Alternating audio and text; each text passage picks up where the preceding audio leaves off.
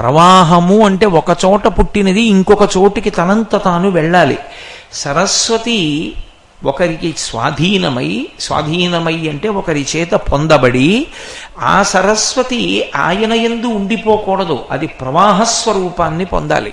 పొందితే 10 మందికి పనికొస్తుంది. లక్ష్మి అంతే.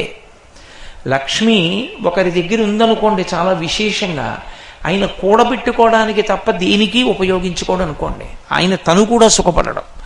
కేవలంగా దాన్ని ఏం చేస్తుంటాడంటే దాచిపెట్టి ఆ డబ్బు చూసుకుని సంతోషిస్తూ ఉంటాడు. ఇప్పుడు దాని వలన ప్రయోజనం ఉండదు.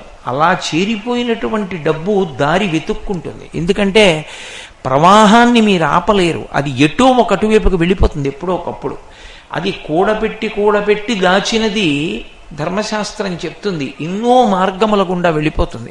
రాజులు తీసేసుకుంటారు, లేకపోతే చోరులకు వశం అయిపోతుంది. 3 దాయాదులు తీసేసుకుంటారు, 4 వారసులు పుచ్చేసుకుంటారు. ఇలా రకరకాలుగా వెళ్ళిపోతుంది. తనంత తాను తన డబ్బుని ఉపయోగించాడు అనుకోండి, అప్పుడు ఉపయోగించినటువంటి డబ్బు ఏమవుతుందంటే అది ఈ లోకంలో కాదు పైలోకాల్లో కూడా సుఖాలకి కారణమవుతుంది.